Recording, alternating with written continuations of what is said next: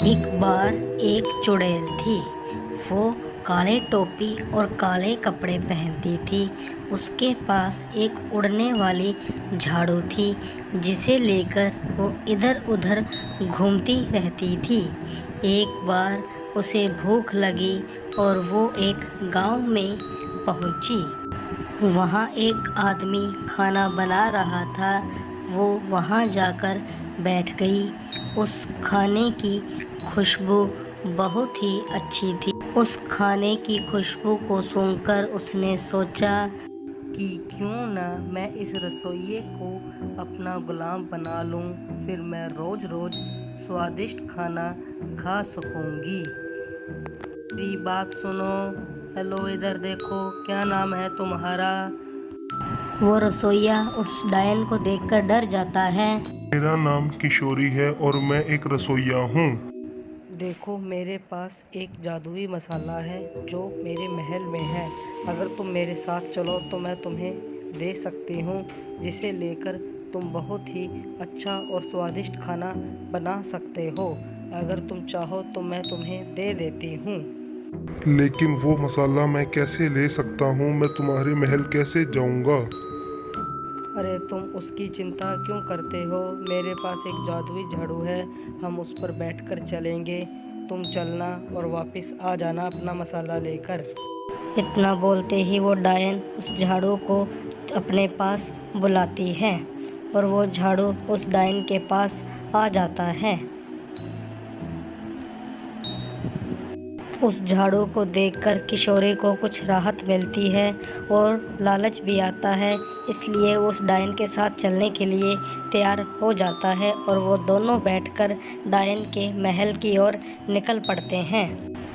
रास्ते में खूबसूरत खूबसूरत दृश्य आते हैं, जिसे देखते हुए किशोरी उस डायन के महल में पहुंच जाता है। महल में पहुंचते ही वो झाड़ू अपने आप दीवार पर टंग जाता है, जिसे देखकर किशोरी बहुत ही हैरान हो जाता है और कहने लगता है, अभी तुम मुझे मेरा मसाला दे दो। मेरे घर वाले मेरा इंतजार कर रहे होंगे। मैं वो मसाला लेकर घर चला जाता हूँ। अरे कौन सा मसाला मूर्ख किशोरी, वो तो मैंने तुझे पागल बनाया था ताकि तुझे मैं यहाँ लाकर तू तेरे हाथ से रोज रोज स्वादिष्ट खाना खा सकूं। अब तू यहीं रहेगा मेरा गुलाम बनकर। हा हा हा।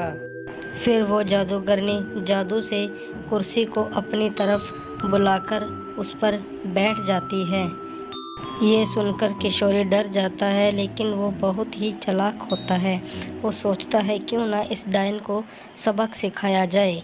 उसके दिमाग में तभी एक आइडिया आता है और वो कहता है, अरे वो तो एक जादुई मसाले का कमाल था जो मुझे एक परी ने दिया था। मुझे लगा तुम भी मुझे वही दे रही हो, इसलिए मैं यहाँ आया था।